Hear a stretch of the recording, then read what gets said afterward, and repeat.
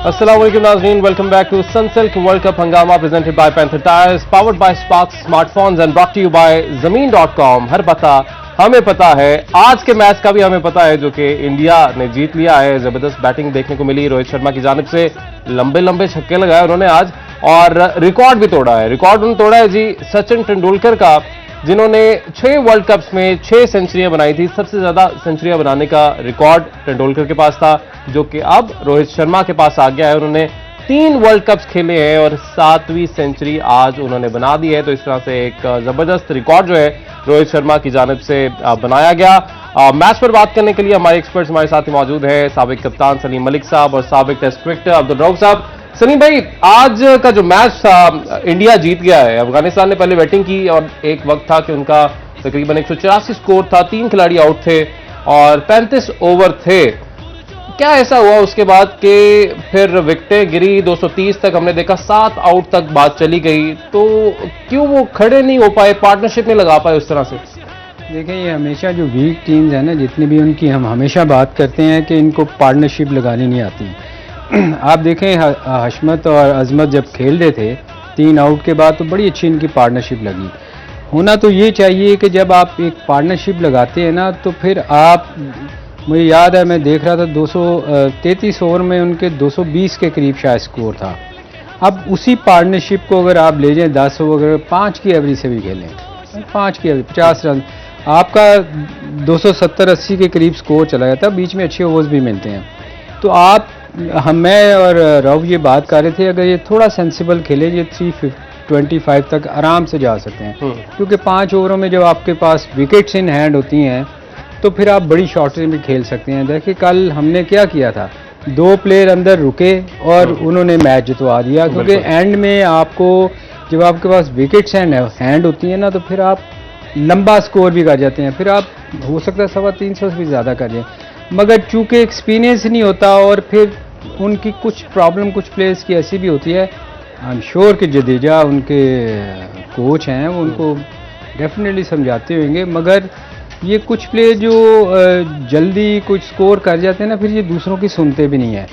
हालांकि ये आपको कोच की बातें जो होती हैं ना, वो सुननी चाहिए। अगर छोटी छोटी पार्टनरशिप, इवन बड़ी टीम को आप ले लें, कोई भी बड़ी टीम आप देखें, जब आउट विकेटें गिरती हैं ना, जो सेंसिबल होते हैं वो फिर लंबा लेके जाने की कोशिश करते हैं। बेशक स्कोर रुकता है मगर वो कोशिश करते हैं कि हम एंड तक विकेट्स इन हैंड रखें और एंड के 10 ओवर में जाके हम उसको 10 की एवरेज, 12 की जितनी मिल जाए ताकि फाइट करने के लिए स्कोर हो इनका। और प्लस दूसरी बात यह है कि जब आप, ये जो वीक टीम है जितनी भी, इनका सिर्फ एक ही चांस है अली, कि ये टॉस जीत के, जो रात को ड्यू फैक्टर बहुत ज़्यादा है, अगर आप टॉस जीत के बारी लेंगे तो आपका कोई चांस नहीं है। क्योंकि शाम को कुछ नहीं होना, शाम को ना बॉल टर्न होनी है, ना वो फास्ट बॉलर को हेल्प मिलती है, वो सीमेंट की तरह सीधी विकेट हो जाती है। आज अब आप देखें, सेकंड इनिंग में वो आराम से, उन्होंने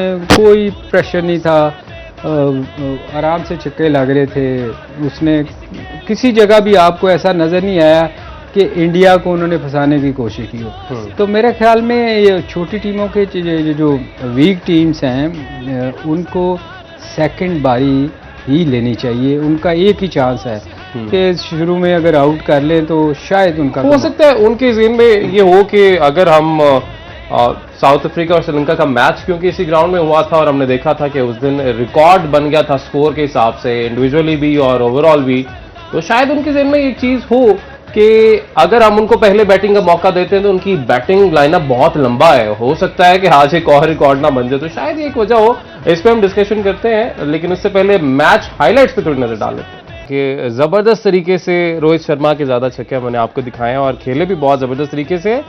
एक टाइम था जब मिडिल ऑर्डर इतना स्ट्रांग नहीं था इंडिया का, तो तब रोहित शर्मा आते थे 50 ओवर्स मैच में और पहले अपने आप को सेट करने की कोशिश करते थे ताकि जल्दी आउट ना हो, अर्ली विकेट ना गिरे।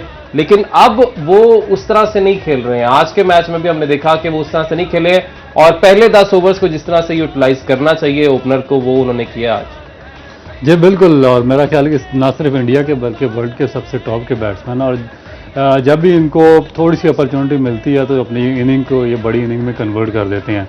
आप देखें कि यही वजह है कि जो इनसे पहले हाईएस्ट सेंचुरी स्कोरर थे वो सचिन तेंदुलकर थे वर्ल्ड कप में। उन्होंने 6 वर्ल्ड कप खेल कर 6 सेंचुरियाँ की थी, मगर रोहित शर्मा ने सिर्फ 3 वर्ल्ड कप खेल कर 7 सेंचुरियाँ बना दी। तो इससे ज़ाहिर होता है कि उनके पास कितना कमांड है, कितना कंट्रोल और कितनी एबिलिटी है उनके पास, और इंडिया के मोस्ट सक्सेसफुल बैट्समैन भी हैं। दूसरी जानिब अगर आप देखें, जो आप बात कर रहे थे अभी मैच पे, तो मेरा ख्याल है कि जो छोटी टीमें अगर ये 350 से ऊपर रन्स करेंगी, और एक सलीम भाई ने बड़ी अच्छी बात की है कि ड्यू फैक्टर इन्वॉल्व होता है, मगर उसमें ये होता है कि अगर आपके जो पेसर हैं वो कोई अर्ली 1 या 2 विकेटें लेकर दे दें और आपने 350 या से प्लस स्कोर किया हो, तो फिर उसके बाद आपके जो स्पिनर्स हैं वो इम्पैक्ट डाल सकते हैं। मगर अगर आप स्कोर भी 300 से कम स्कोर करें और फिर आपके जो पेसर्स हैं वो भी विकेट लेने में नाकाम रहें, तो फिर उसके बाद आपके लिए बड़ा मुश्किल हो जाता है कि इस कंडीशन में जहाँ पे बिल्कुल सीमेंट विकेट बन जाता है आप मैच को सेव कर सकें।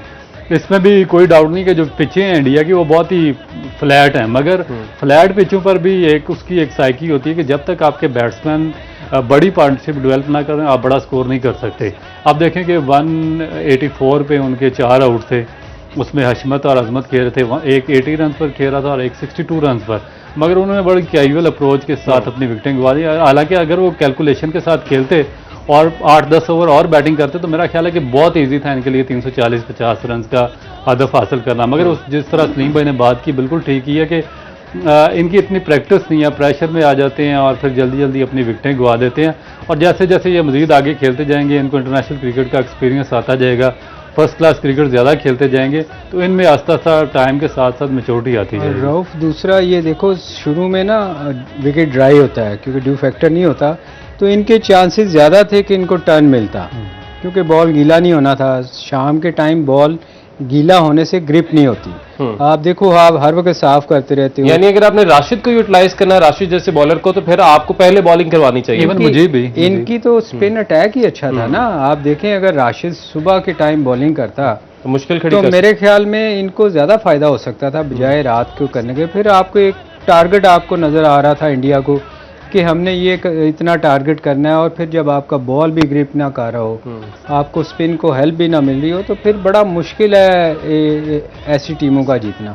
उनके लिए ज़रूरी है कि आपकी जो स्ट्रेंथ है आप उसको उससे फ़ायदा उठाएं, कि सुबह के टाइम ड्राई कंडीशन होनी थी तो आपको फ़ायदा मिल सकता था, फिर रात को ड्यू फैक्टर की वजह से शायद आपको बैटिंग में फ़ायदा मिल जाता। जो आप न्यूजीलैंड की बात कर रहे थे, 4 हाईएस्ट स्कोर हुआ था साउथ अफ्रीका की। आप ये देखें उस वक्त साउथ अफ्रीका ने जो स्कोर किया था शाम को जब श्रीलंका ने बैटिंग की थी, तो एक टाइम पे वो 4 छक्के उसने एक ओवर में मारे थे, उसके बाद लग रहा था कि 300 प्लस वो भी कर गए थे। तो ये आप देखें ना कि शाम की बैटिंग का ये एडवांटेज है, अगर आपकी 2 अच्छी पार्टनरशिप एक आध लग गई तो शाम को और जिस तरह के गुरबाज आदरान बैटर्स हैं इनमें ये वो सलाहियत है। जिस तरह आज हमने देखा कि अजमत ने और हशमतुल्लाह ने शाहिदी ने अच्छी बैटिंग की, 50s दोनों ने बनाई है, तो यही शायद हो सकता था कि जो उनके ओपनर्स है वो भी अच्छा स्कोर कर जाते, अगर क्योंकि ज़ाहिर सीधा बैट पे बॉल आ रही होती है ड्यू की वजह से। अच्छा, बुमराह की बात कर लेते हैं। उन्होंने भी आज अपने कप्तान को सहारा दिया, 4 विकेटें उन्होंने ली हैं। न्यू बॉल से अगर बात करें तो 1 विकेट उन्होंने पहले ली, फिर डेथ ओवर में जाके उन्होंने 3 विकेटें एंड पे ली हैं। तो बुमराह की बॉलिंग के हवाले से क्या कहेंगे? देखिए, आउटस्टैंडिंग बॉलिंग की है बुमराह में, और मेरा ख्याल है कि इंडिया के लिए एक बहुत ही पॉजिटिव साइन है कि बुमराह का फॉर्म में आना। और इससे पहले एशिया कप में जो उसने बॉलिंग की थी वो भी आउटस्टैंडिंग बॉलिंग की थी, स्पेशली पाकिस्तान के खिलाफ जो उनका स्पेल था वो बिल्कुल ऐसे था कि आप अपने किसी मशीन में बॉल डाले हुए हैं और वहाँ से टक टक बॉल आते जा रहे हैं। और अभी इसी फॉर्म को उन्होंने कंटिन्यू किया, आज फिर उन्होंने 4 विकेटें ली हैं। गो के जो पिच थी वो उतना ज़्यादा सपोर्ट नहीं कर रही थी फास्ट बॉलर्स को, मगर उसके बावजूद बुमराह ने एक्सेप्शनल स्पेल किया है। और मेरा ख्याल है कि जो पाकिस्तान के मैनेजमेंट है उनको भी सीखना चाहिए इस चीज़ से कि कैसे एक बॉलर इंजरी के बाद वापस आता है, फिर उसको किस तरीके से यूटिलाइज़ किया जाता है, फिर उसके ऊपर किस तरह वर्कलोड डाला जाता है, वर्कलोड मैनेजमेंट उसकी किस तरह की गई है, फिर उसकी जो प्लानिंग बनाई गई है, ट्रेनिंग प्रोग्राम बनाए गए हैं वो किस तरीके से शेड्यूल किए गए हैं, और उसके बाद फिर उसको किस कंट्रोल्ड तरीके से यूटिलाइज़ किया गया कि वो जो सबसे बड़ा मेजर इवेंट था वर्ल्ड कप, उसमें ना सिर्फ फॉर्म में आया, इंडिया के लिए परफॉर्म कर रहा है, बल्कि उनके लिए मैच विनर बॉलर साबित हो रहा है। और हमारा उल्टा देखें कि हमारे बॉलर्स की जो फिजिक है वो थकी हुई है, थोड़ा सा इंजरी की वजह से स्ट्रगल कर रहे हैं और हमने उनको बिल्कुल गैर जरूरी मैच। अच्छा, और इस चीज के ऊपर हम बड़ा तनकीद भी करते हैं कि जी इंडिया जो है फास्ट बॉलर्स पैदा नहीं कर सका जो पाकिस्तान ने किए, लेकिन इस टूर्नामेंट में अगर हम नजर डालें, इस टूर्नामेंट से पहले तक तो हम यही बात कर रहे थे कि हाँ जी हमारे पास बड़े जबरदस्त फास्ट बॉलर्स हैं, हमारी स्ट्रेंथ ही बॉलर्स हैं। फिर हमने अचानक से बयान तब्दील कर लिया ना कि नहीं अब हमारे बैटर्स जो है हमारी स्ट्रेंथ है, क्योंकि शायद पता चल गया कि भाई बॉलर्स आपके जो भी हैं वो उस फॉर्म में है ही नहीं। आपका शायद शाहीन शाह अफरीदी जो है वो भी उस फॉर्म में नहीं है, हारिस रऊफ में फटीग नजर आती है, वो भी उस तरह से अपने स्पेल नहीं करवा पा रहे।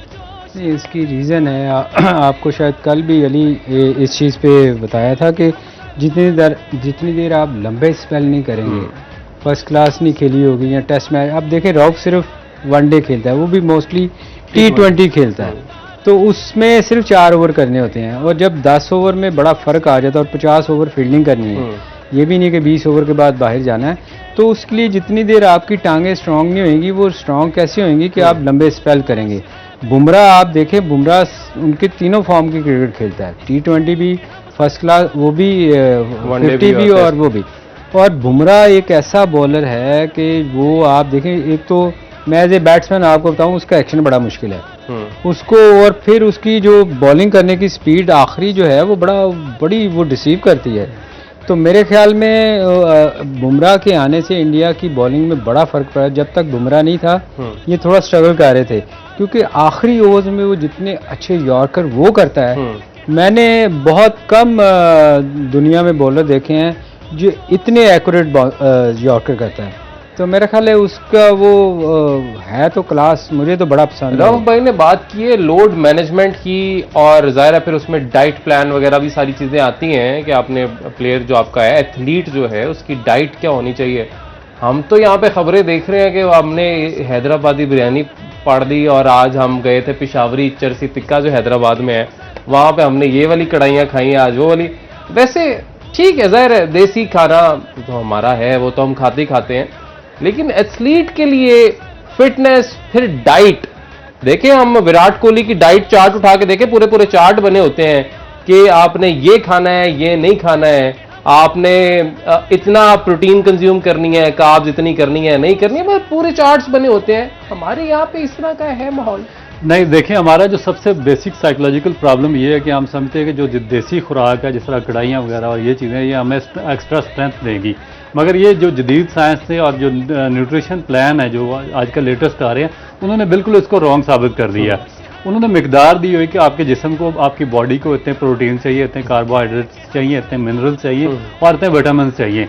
अब जब हम किसी भी चीज़ की डेफिशिएंसी होगी, चाहे आपने बकरे की 4 किलो कढ़ाई भी खाई होगी, तो उसका फ़र्क नहीं होगा कि अगर डिहाइड्रेट हो जाए, आपके मिनरल पूरे ना हों, विटामिन पूरे ना हों, आपके कार्बोहाइड्रेट। डिहाइड्रेशन की मिसाल हमने फिर वहां पे एक देखी भी थी मैच में, और उन्हीं की तस्वीर लगी हुई थी कि एक दिन पहले वो पिशावर चरसी टिक्का गए थे, पहुंच गए हम वहां पे। ठीक है, सही है, ये प्रॉब्लम होता है। अब जो एथलीट्स हैं, इनके अपने न्यूट्रिशनिस्ट होते हैं, ये उनसे पूरा डाइट प्लान बना के चलते हैं, इनकी टीमों के साथ बड़े बड़े अच्छे इस तरह के डॉक्टर। इस हवाले से हम मजीद भी डिस्कशन करते हैं, और भी हमने कुछ चीजें डिस्कस करनी है। खासतौर पर अगर रिजवान की बात की जाए तो गजा के हवाले से उन्होंने फ़लस्तीनियों के नाम अपनी जीत की थी, जो उन्होंने सेंचुरी बनाई, उस पर बात करते हैं, क्योंकि उनको उस पर तनकीद का निशाना बनाया जा रहा था। ब्रेक लेते हैं, ब्रेक के बाद वापस आते हैं। तैयार है वेलकम बैक नाज़रीन। ब्रेक के बाद एक बार फिर से आपको खुशामदीद कहेंगे। इससे पहले कि हम अपनी डिस्कशन को आगे बढ़ाएं, sparks.pk पे जाएं और वहां पे जाके कोई भी स्मार्टफोन या मोबाइल एक्सेसरी ऑर्डर करें, और मौका मिलेगा आपको ग्रैंड प्राइज जीतने का, जो कि अनाउंस किया जाएगा वर्ल्ड कप फाइनल वाले दिन, यानी जिस दिन फाइनल टाकरा होगा, जिसमें इंशाल्लाह पाकिस्तान की टीम पहुंचेगी। अभी तक 2 मैचेस हमने जीत लिए हैं और उम्मीद करते हैं कि अगले मैचेस भी जीतें, लेकिन अगले मैचेस जीतने के लिए उम्मीद ये भी करते हैं कि हमारे जो बॉलर्स की फिटनेस है, जिसमें हमें उनकी फॉर्म में कुछ उस तरह से बेहतरी दिखाई नहीं दे रही है, फटीग दिखाई दे रही है, और शायद वही वजह है अगैन जो कि हम पहले भी डिस्कस करते आए हैं कि लंबे ओवर्स नहीं खेलते हैं। लेकिन coming back to the breaks पे जाने से पहले हम थोड़ा सा उसको और मजीद डिस्कस कर लेते हैं कि डाइट प्लान नहीं है। हम इंडियन प्लेयर्स की, क्योंकि हमने बात की कि हमने देखा बुमराह जिस तरह से आके परफॉर्म कर रहे हैं, इंजरी फिर रेस्ट फिर परफॉर्मेंस, बाकी जितने भी प्लेयर्स हैं इंडिया के, उनके साथ अपने ट्रेनर्स, अपने न्यूट्रिशनिस्ट मौजूद हैं। हम चले, हमारे प्लेयर्स कुछ तो अफोर्ड वैसे कर सकते हैं, लेकिन अगर सब नहीं भी कर सकते तो पीसीबी तो अफोर्ड कर ही सकते हैं ना, जितने पैसे कमाते हैं। तो न्यूट्रिशनिस्ट होते भी होंगे मेरा ख्याल है, लेकिन फॉलो शायद नहीं किया जाता उस चीज को।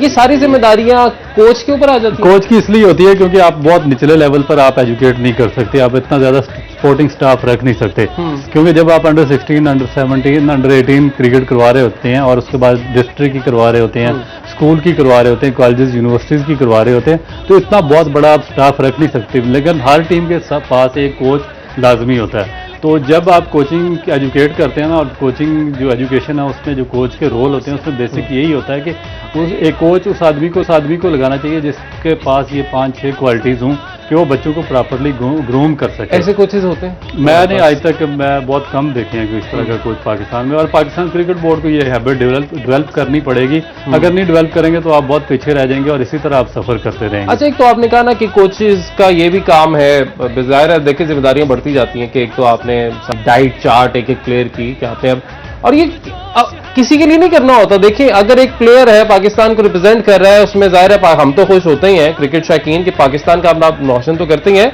लेकिन साथ ही साथ आप भी एक स्टार बन रहे होते हैं। तो ये जो मेहनत आपने करनी होती है ये ज्यादा आपने अपने लिए करनी होती है, तो ये जिम्मेदारी का एहसास प्लेयर को खुद होना चाहिए।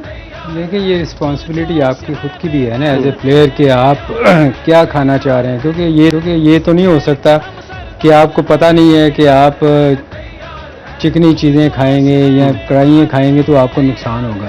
अब देखिए हमारे टाइम पे ना एक हमारे स्किपर जो थे ना वो लोगों को अक्सर डांटा करते थे। अच्छा, कि तुमने फलां चीज़ नहीं खानी, वो बताया बाकायदा फास्ट बॉलर्स को बताया करते थे कि तुमने ये चीज़ें खानी और मैं चेक करूँगा। अच्छा, और कुछ प्लेयर्स के बारे में ना वो जब टूर्स खत्म होने वाले होते थे ना, रऊफ तो बड़ी मजे की बात है कि जब टूर्स खत्म होने वाले होते थे तो उसको कहते थे कि तूने जाके पराठे नहीं खाने के आगे हमें फिर दोबारा से मेहनत करनी पड़े कि अम्मा ने पराठे खिला दिए और तूने आगे हम फिर ट्रेनिंग शुरू करें। तो ये कुछ लोगों की उस वक्त आदत थी कि वो उनके कमरे में जाओ 6-6 बर्गर खा रहे होते थे, और फिर जब टूर्स खत्म अगला टूर शुरू होने से पहले वो बहुत मोटे हो जाते थे, क्योंकि वो घर जाके बहुत सारी ऐसी चीज़ें खाते थे जो सूट नहीं करती। जैसे पराठे बहुत खा लिया आपने, हर वक्त पराठे ही खाते रहे, या वो फिर आके ना ट्रेनिंग में उनको दोबारा मेहनत करनी पड़ती थी। तो उनको बड़ी डांट कुछ प्लेयर्स को पड़ा करती थी कि यार खुदा के लिए जाके अपना ख्याल रखना। अच्छा, और ये भी अब तो देखिए पैसा इतना आ गया है, अब तो इंडिया के जैसे अभी रऊफ बता रहे थे, रऊफ इसलिए इस चीज़ में मास्टर हैं कि इन्होंने इस चीज़ में एमफिल किया हुआ है। तो मेरे ख्याल में मैं पिछली दफ़ा भी एक दफ़ा कहा था कि जितना अच्छा रऊफ इस चीज़ को अंडरस्टैंड करते हैं और प्लेयर्स को बता सकते हैं, क्रिकेट बोर्ड बड़ी अनफॉर्चुनेटली हम बाहर से लोगों को बुलवाते हैं। एक बंदे ने उसमें मास्टर किया हुआ है और एमफिल किया, उसके बाद इसको यूज़ करना चाहिए। देखिए मैं अपनी जॉब का नहीं कह रहा, जिस बंदे ने किया और फास्ट बॉलर के लिए और बहुत हेल्पफुल हो सकता है ये बंदा। अनफॉर्चुनेटली हम नहीं करते। ये क्रिकेट बोर्ड को सोचना चाहिए कि यार जिस आपके लिए एक बंदे ने इतनी पाकिस्तान के लिए खेला भी है, फिर उसमें पढ़ा भी है, अभी किया है, और ऐसे लोग पढ़ा है, वो पीएचडी करना चाह रहा है। ऐसे लोग बड़े कम मिलते हैं, क्योंकि हम देखते हैं कि हम जो कोचेज भी हम देखते हैं उनकी भी ज़ाहिर प्लेयर अपने वक्त बड़े अच्छे रहे होते हैं, लेकिन हमारे बहुत से प्लेयर्स ऐसे हैं जिनकी एजुकेशन उस तरह से नहीं है, और it doesn't matter to us, क्योंकि एज अ प्लेयर अगर वो अच्छे हैं, अगर स्पोर्ट्समैन अच्छे हैं, तो ज़ाहिर हमें उससे कोई लेना देना नहीं है। हाँ, अगेन जब आप एक स्किल को मैदान में लेके आते हैं और उस प्लेयर को जब फेम मिलता है, तो वो लड़का जिसके पास उतना एक्सपोजर पहले नहीं था लेकिन अब आ गया है, उसको हैंडल कैसे करना है, उसको मैनेज कैसे करना है, काउंसलिंग होती है इसकी। बिल्कुल काउंसलिंग ज़रूरी होती है। और हमारी जो फेलियर है अच्छे जो क्योंकि हम पाकिस्तान बेस्ड करता है जो आपके नेचुरल टैलेंटेड प्लेयर्स होते हैं उनके ऊपर। जब नेचुरल टैलेंटेड प्लेयर्स पाकिस्तान की टीम में आ जाते हैं या पाकिस्तान की अंडर 19 टीम में आ जाते हैं, तो उनको इतना ज़्यादा जो टेक्निकल इश्यूज़ का नहीं इल्म होता। उनको बेसिक चीज़ यही एजुकेट करनी होती है कि उनके साइकोलॉजिकल लेवल बेहतर करना होता है, न्यूट्रिशन रख देना होता है, उनके लिए ट्रेनिंग के साइकिल बनाकर देने होते हैं, उनकी काउंसलिंग करनी होती है कि भाई ये नहीं कि तुम्हारा सोशल मीडिया अकाउंट है तो जिसका मैसेज आ रहा है तुम हर एक के साथ ही जुड़ जाओ। जाहिर है जिसका एक्सपोजर नहीं है आपको उसको फिर बताना पड़ता है, सिखाना पड़ता है, तो इसके लिए counselling I think very important. मैं आपको बताऊं अली, ऑस्ट्रेलिया के कैप्टन थे, हमारे पास टाइम है? जी जी। ऑस्ट्रेलिया के कैप्टन थे रिकी पॉन्टिंग। उनको ना कैप्टन बनाने से पहले उन्होंने उसकी बड़ी काउंसलिंग की थी, क्योंकि उनका था कि हर वक्त किसी पब में लड़ाई की और मारकुटाई करते थे और रोज़ उनका इशू एक आता था। उन्होंने पूरा 1 साल उस पर काउंसलिंग की कैप्टन बनाने से पहले कि कौन कौन सी चीज़ें नहीं करनी। एज ए कैप्टन आपने ये फलां काम नहीं करने, पूरा 1 साल मेहनत की। तो काउंसलिंग होनी चाहिए। हमारे प्लेयर्स भी देखे बहुत सारे इश्यूज आते हैं, बहुत से प्लेयर्स हमारे जाया हुए हैं। अगर हम कुछ नाम लें तो मेरा ख्याल है Umar Akmal, Ahmed Shahzad, these are the main prime examples. हाँ, बच गए, हसन अली वापस आ गए हैं ट्रैक पे और मेरा ख्याल है शादी जल्दी होगी, ये भी एक एडवांटेज हुआ है उनको इस चीज का। लेकिन बहुत सारे प्लेयर्स हमारे इसी काउंसलिंग ना होने की वजह से वो शायद उस तरह से नई टीम के साथ चल सके। असल में ये जब आप किसी प्लेयर को अच्छी तरह हैंडल नहीं करते ना, ये भी एक देखें, ये भी एक साइंस है कि आप देखें ना, आप किसी भी प्लेयर को जो जिसका नाम बन जाता है ना, वो सुनता नहीं है फिर। yes. हमारे यहाँ प्रॉब्लम ये है कि जब हम कोचेज या दूसरे लोग आते हैं ना, वो आके उस पर रोट डालते हैं, जबकि ऐसा नहीं है। जब आप क्रिकेट छोड़ देते हैं ना, फिर वो स्टार वो है जो अंदर खेल रहा है, ठीक है, उसको आपको बड़े तरीके से समझाना पड़ता है कि यार, मतलब मैं एक मिसाल दे रहा हूँ कि जैसे कोई भी प्लेयर अगर आया है, उसका वो आपको नजर आ रहा है कि यार ये ट्रैक से हट रहा है, तो आपको उसको कहना चाहिए यार तू बहुत बड़ा प्लेयर है, मगर हमने थोड़ी बहुत खेली है, मगर तेरा नाम, तू दुनिया में बहुत बड़ा नाम पैदा कर सकता है। मेरा ख्याल है ये थोड़ी सी गलती जो है ना, ये तू कह रहा है, अगर ना करे ना तो तू कहाँ का कहाँ चला जाएगा, वो सुनेगा भी। जब आप उसको रोप डाल के कहेंगे ना कि तूने ये करना, तो मैं ये था, मैं वो, फिर कोई नहीं सुनेगा। हमारे यहाँ प्रॉब्लम ये है कि कुछ प्लेयर्स को मैंने जो देखा और सुना कि कोशिश लगाया गया, मैं पहले की बात कर रहा हूँ, अब की नहीं, उस वक़्त लोगों ने बहुत सारे लोगों ने शिकायतें की कि ये अपनी मिसालें देते रहते हैं और हमें समझाते कुछ नहीं है। तो वो चीज़ें जो भी थी ना, फिर वो खिलाफ गई। तो किसी प्लेयर को हैंडल करने के लिए भी ना आपको एज ए बुजुर्ग, जो मैं कह रहा हूँ ना, कि वो रोल प्ले करना पड़ता है, ना कि आप उसको डांटते रहे हर वक्त। हाँ, प्लेयर्स को डांटे, आप जूनियर को जिस और तरह से आप कर सकते हैं, एक सीनियर प्लेयर को और एक जो सबसे सीनियर होते हैं उनके साथ आपका बिहेवियर हर एक के साथ डिफरेंट होना चाहिए। जैसे घर में एक बड़ा होता है ना, बच्चों के साथ और तरह होता है, फिर किसी को डांटना होता है, किसी को प्यार से, तो ये चीजें लेकर इसी तरह बिल्कुल टीम भी आपकी फैमिली की तरह है, जिस तरह आपने कहा आपके प्लेयर्स भी आपकी फैमिली हैं, तो उनको भी लेकर तरीके से चलना होता है। और वही काउंसलिंग वाली बात अगेन कि उसी वजह से बहुत से प्लेयर्स तो हमारे उनकी परफॉर्मेंस पे हमने इफेक्ट देखा, वो तो वैसे हमने ज़ाया कर दिए। कुछ प्लेयर्स गलत सरगर्मियों में मुब्तला हो गए, जैसे हमने स्पॉट फिक्सिंग स्कैंडल और इस तरह की चीज़ें देखी, वहाँ पर उस वजह से भी हमने बहुत सारे ऐसे प्लेयर्स जो कि जिनका कहाँ कहाँ नाम, और जाहिर है इसमें बहुत सारे ऐसे नासर भी मुलविस हो जाते हैं एलिमेंट्स जो कि नहीं चाहते हैं कि आपका ये टैलेंट ज़्यादा ऊपर जाए, और फिर जाहिर है उनको एंगेज करने की कोशिश की जाती है। उसके लिए भी इनको लेक्चर काउंसलिंग वो भी छोटे लेवल से शुरू करना चाहिए आपको। देखें, जो अंडर 12, अंडर 14, अंडर 16 से आपको उनकी काउंसलिंग शुरू करनी चाहिए कि किन लोगों से आपको मिलना है और किन लोगों से आपने नहीं मिलना। और अगर कोई आपको ऐसा बंदा नज़र आता है जो आपके साथ थोड़ा सा ना आपको ट्रैक से हटाने की कोशिश करता है, तो आपको रिपोर्ट करनी है, वरना आपका कैरियर ख़राब हो सकता है। तो ये बहुत सारी चीज़ें ऐसी हैं जो लेक्चर, मेरा ख्याल है cricket board I am sure देता होगा, मैं तो कभी गया नहीं। इस पे तो ऑब्वियसली अब शुरू हो गए होने चाहिए, इस पे तो अब शुरू हो गए, लेकिन बहुत सारी चीजें हैं, जैसे हमने एक डाइट प्लान डिस्कस किया, जाहिर है जी देसी खाने किसका खाने का नहीं दिल करता। और बड़ी अजीब सी बात है कि जब हम बात करते हैं कि जी प्लेयर्स को अपनी फिटनेस पे फोकस करना चाहिए, पेट निकल आते हैं, तो ये देखें, ये बॉडी शेमिंग नहीं होती। प्लेयर, एक एथलीट जो होता है, उसकी फिटनेस बहुत जरूरी है, तो that is not body shaming है। उसको रिलेट जो लोग करने लग जाते हैं, ऐसा नहीं है। एथलीट वही है जिसकी फिटनेस अच्छी है, और अगर आपकी फिटनेस अच्छी नहीं, आप अच्छे एथलीट नहीं है। तो ये चीज हमें अंडरस्टैंड करनी पड़ेगी, बाकी चीजें साथ साथ चलती रहती हैं। ब्रेक लेनी है जी, ब्रेक के बाद वापस आते हैं।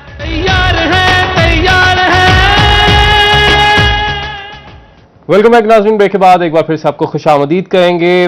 डिस्कशन हमारी जो थी जहां से रुकी थी उधर से कंटिन्यू करेंगे।